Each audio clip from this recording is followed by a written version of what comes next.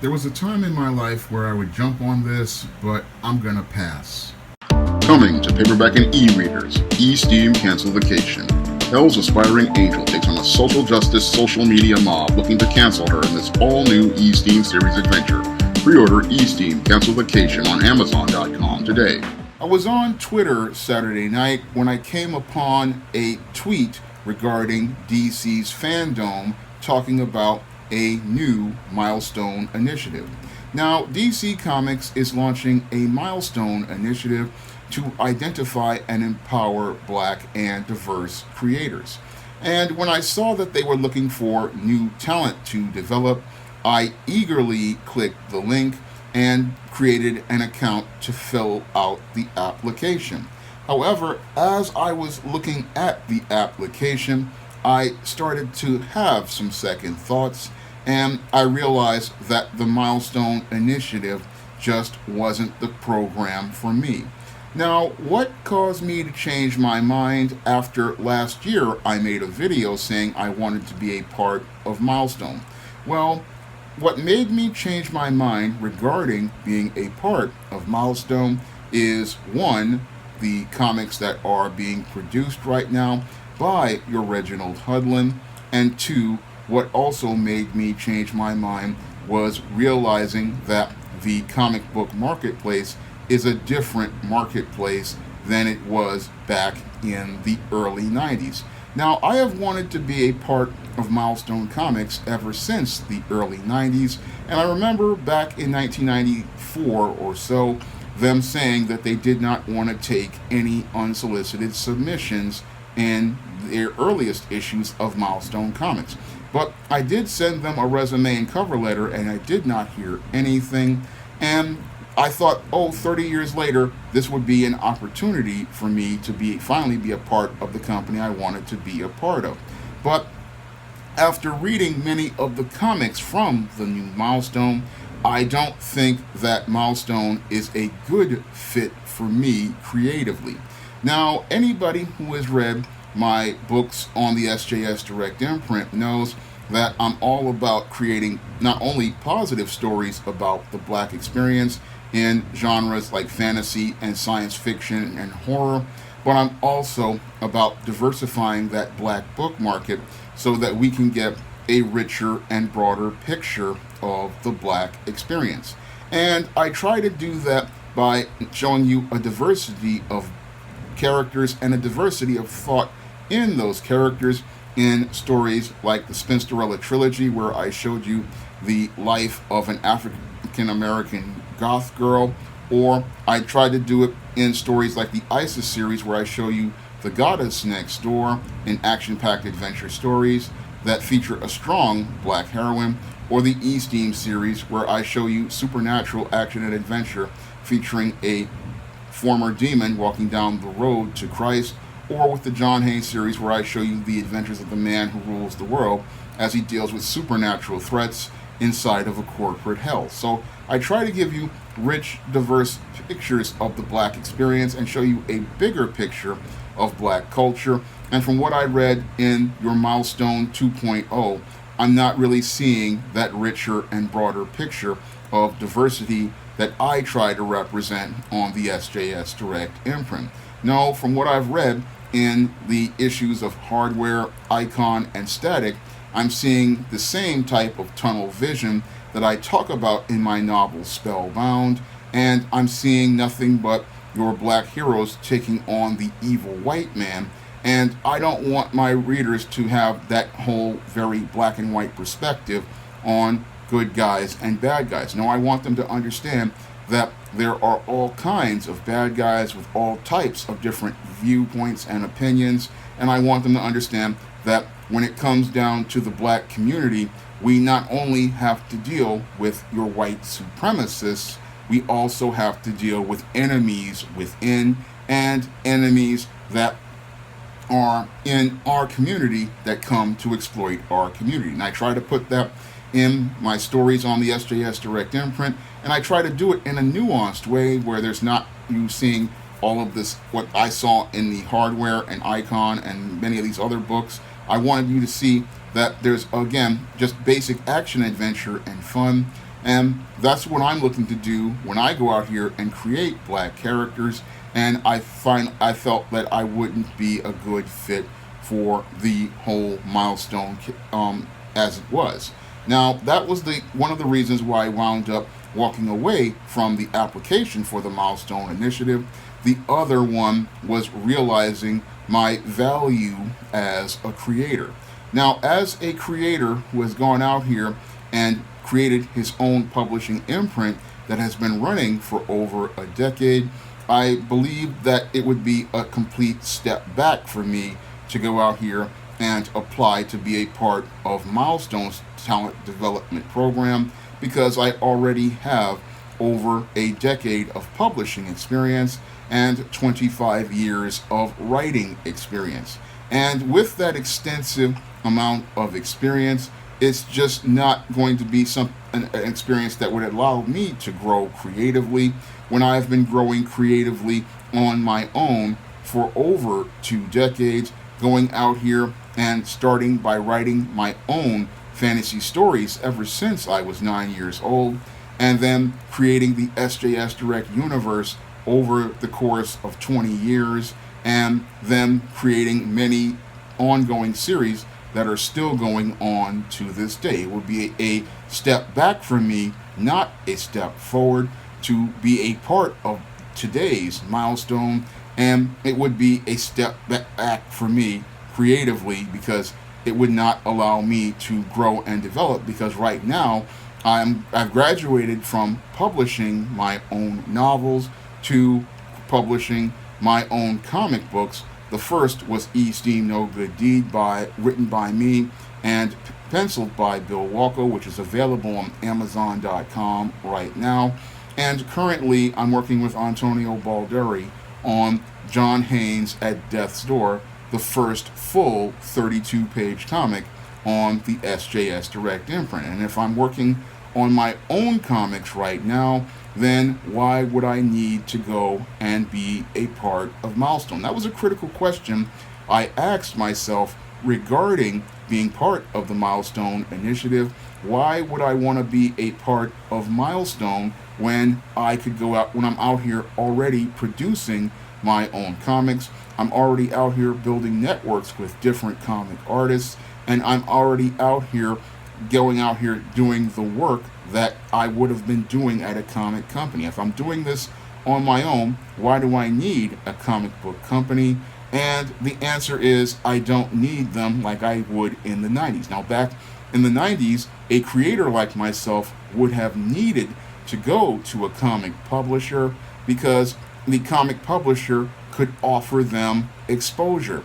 But these days, in this era of social media, a creator does not really need the exposure from a comic book company to generate word of mouth for themselves regarding their comic projects. I mean, one of the reasons why I started this YouTube channel and my blog, which has had over 2 million hits, is to generate word of mouth regarding my own books on the SJS Direct imprint.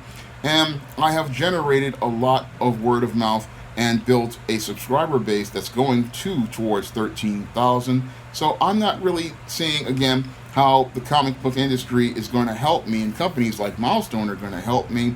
Yes, I can get books into comic book stores, but I bet if I were to have contacted several comic book stores with John Haynes at Death's Door and showed them the interior pages, they would probably want to contact me possibly to stock that comic. I mean, why would I go to Milestone for exposure when many of their books, they're not really getting the sales, when I'm out here and I've already built the audience to generate my own sales. And that's another reason why I started to really think about what I was doing. I started to think critically about it, because I said, I'm already out here and I'm already doing the work.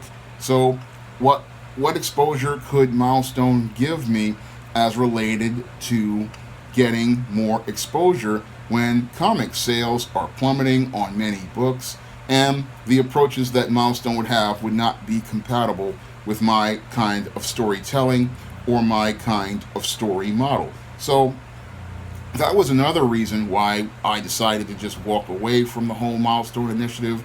And the other one was related to the value of my intellectual property. Now, if you work for a comic company, like a DC or a Marvel, when it comes down to any project you work on, everything is under that work for hire clause. And under that work for hire clause, it means that you don't really own anything. It means that the corporation that you are working for and the publisher you work for, they own everything that you create. And because they own everything that you create, you don't get any sort of fair compensation. For example, let's say I were to create characters that would be bad guys to take on a static or an icon or a hardware, and those characters blow up. The DC, Warner Brothers, and AT&T would own those characters, and I would get no compensation whatsoever for those characters. So I would get nothing outside of the page rate I would negotiate. And today, these page rates at these comic companies are so low, they don't even cover your rent here in New York City. I mean, the average page rate for a new writer is maybe $20 a page, and for your top popular writers, it may be $110, $120. So there's not much value in writing a comic script for a comic company. In fact, there's less value in writing a comic script for a comic company for a new writer than it is for a writer to go out here and independently publish their own projects. Because one of the other reasons why I walked away from that application was because I looked at the independent comic market and realized that there's more value in going independent. Because when I look at the successes of many of my Facebook friends and my Twitter friends who are out, comic pros who are out here, and they're launching Kickstarters like your Agent Solos, your T-Bird and Throttles, and Bill Walko's recent Hero Business Kickstarter, and many others who have gone out here and launched Kickstarters and Indiegogos. I'm seeing those creators go out here and they are making lots of money that they would never make working for Marvel or DC or any comic publisher. They are making the compensation that they deserve to make on their intellectual properties. And at the end of the day, as they're making money on their intellectual properties that they hold the copyrights and trademarks to, they are generating wealth for themselves and not giving away all of their money to a company that will give them nothing in return except a low page rate.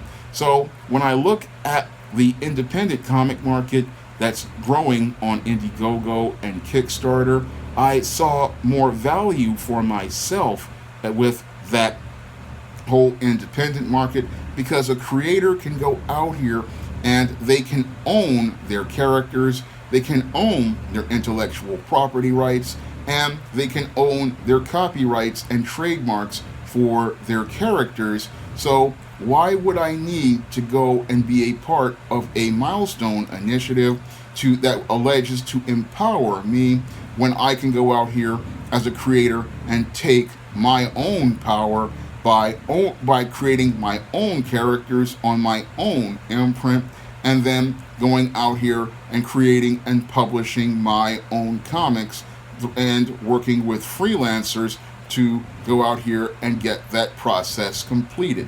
When I realized that I was already further ahead on my own than I would be working for Milestone, I realized that it just was a waste of time to go out here and put in an application for the Milestone initiative, because I was already putting in that initiative, and with the support of my viewers through the donations to things like Patreon, PayPal, and Cash App, I was out here making those efforts to go out here and empower black readers and give them the diversity of thought on the SJS Direct imprint. Again, I have been a big fan of Milestone ever since 1993 when it came out, and I was always wanted to again write characters at Milestone originally. But when I looked at Milestone 2.0's books and the direction Reginald Hudlin had taken the characters, and I just realized this was not the kind of Milestone I wanted to be a part of. And moreover, I realized I was already further ahead on my own SJS Direct imprint, and realized that I was already taking efforts to empower myself and to give my readers that diversity of thought on the SJS Direct imprint about the Black experience. So it just was I think a major growing process for me, because as I was putting my fingers to that keyboard, it was like something pulled me back and made me realize that this was not the thing to do. I mean, yes, it's the opportunity of a lifetime for some creator out there, but it isn't the opportunity for this creator at this point. I mean, sometimes you reach a point where you just take a look at yourself and you take a look at what you have accomplished over an extended period of time, and you start to realize that you are further ahead on a journey than you thought you were. And that's what happened to me on Saturday night when I was on Twitter and I went out here and clicked that link. I realized that while I always wanted to be a part of Milestone Comics back when I was a kid, at 48 years old, I have grown a lot further as related to my creative skills, and it's just time for me to take those skills and take them to the next level and see where God is going to take me. So while I originally wanted to be a part of Milestone Comics, I realize now that if I'm making my own comics, I don't need to be a part of your Milestone or your DC infrastructure, and I can reach those readers out here. And I've been reaching those younger readers because many of my readers have been out here giving their kids books like John Haynes and Isis, and those kids are loving those books. So I'm reaching that next generation, and it's a long process, but I'm going to trust God to help me get to that long process, and hopefully maybe I'll get that big break that will allow me and God to take SJS Direct to that next level. Now, if you want to help me be able to finish the upcoming John Haynes comic at Death's Door, you can donate to the Patreon, the PayPal, or the Cash App by clicking the links in the description box. And if you want to pick up my first comic, Esteem No Good Deed, you can find that comic on Kindle for 99 cents, or you can find it in paperback in the back of Esteem Blast from the Past. That's all I have to say for this video. You can comment, rate, and subscribe. Now available in paperback and Kindle, Vampires Stalk the Darkness of the Eternal Night. Get your copy of Eternal Night in paperback and Kindle on Amazon.